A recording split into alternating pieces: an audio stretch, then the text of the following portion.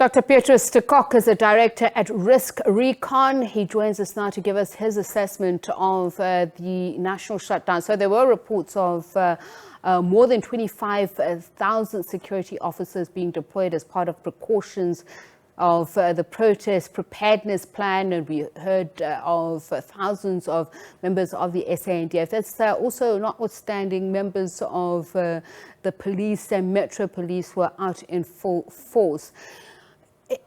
Is this a peculiar point in our democratic history, given what some have pointed out, the reaction to a right to protest in a democratic era, in a country that is seen as having lost the war in its social compact with the grassroots? Good evening, and thank you very much for the opportunity to share some thoughts with you. You know, since last week, myself and business partner, Dr. Kingsley Makubela, I think you've spoken to him before. Yes. We've been discussing this issue, and at the time already, in our private discussions and some comments that he made in public, we asked the question, why is there such a securocratic response to a legally organized, approved march by the Economic Freedom Fight? And the question that we had is, for example, why did the Secretary General of the ANC, Fikile Mbalula, come out and make statements like, for example, if anybody is to die on Monday, it will be on the EFF. Now, that kind of belligerent speak by a ruling party and by the president himself talking about deployment of security forces, no violence will be tolerated. Now, of course, in South Africa, we know there's always a risk of violence when it comes to public protests. However, in our estimation, the securocratic dialogue or the discourse that emerged in the days up to 20 March was unacceptable.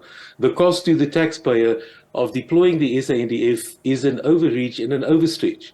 So the questions that then emerge is, who ends up with egg on their face today? It's not the EFF.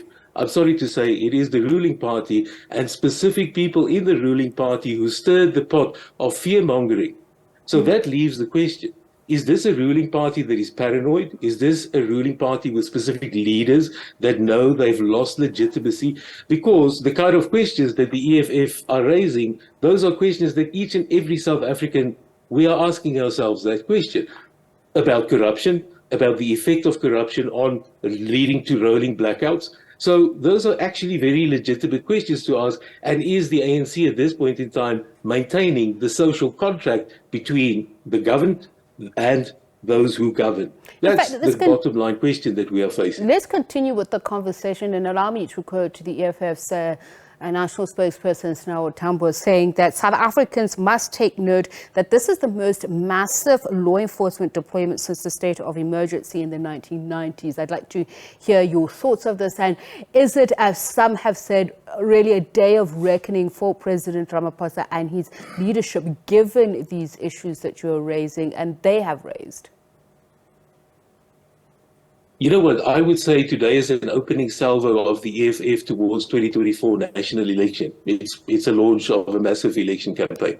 But we must also ask another question, exactly to your point. Why did certain people in the press, particularly, as well as leadership, raise the specter of July 2021? They raised this issue of we are facing a scenario of a potential July 2021 when we must be reminded that July 2021 was instigated and caused by a faction of the ruling party as well as a rogue element in the state security apparatus. So it's a completely different scenario to what we faced last week in terms of a peaceful public protest raising legitimate issues.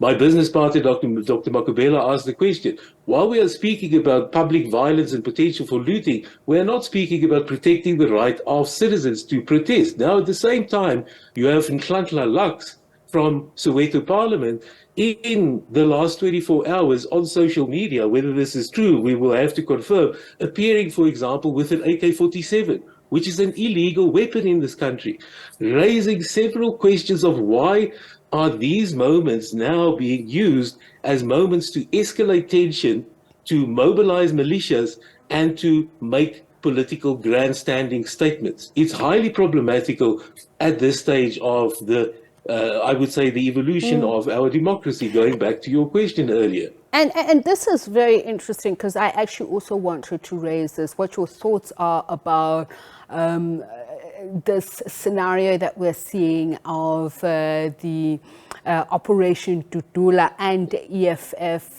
them being pitted against each other. When people are talking about radical socialism, particularly against the backdrop of not only an oppressive but centralized capitalist state, in this march, what it's achieved and what it's highlighting, share your thoughts about that.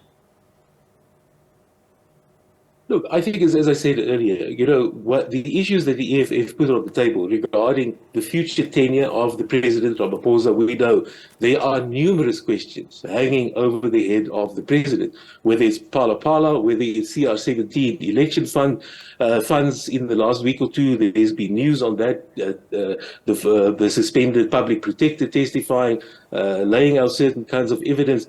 So there's significant questions on the head of the President. There's significant questions on the legitimacy at this stage of the ruling party and its leadership. So what the EFF is doing is, as I said, raising legitimate questions. They protested peacefully. We know there were incidents in certain places, but most definitely not at the level to which the public discourse was made to have the South African public believe that on Monday, 20 March, we're going to be facing a bloodbath in this country. I think it was completely uncalled for. It was overreach to, for example, deploy the SANDF. And I think it raises more questions about the capability of cabinet, of the security system of this country to actually have a balanced approach when it comes to managing democratic societal processes. Director at RiskRecon, Dr. Petrus de Kock, just speaking to us about the security situation and implications of what we saw earlier on today during the national shutdown. Thank you so much for your thoughts. Let's leave it here for now. We are back again with more headlines and other stories in just a minute.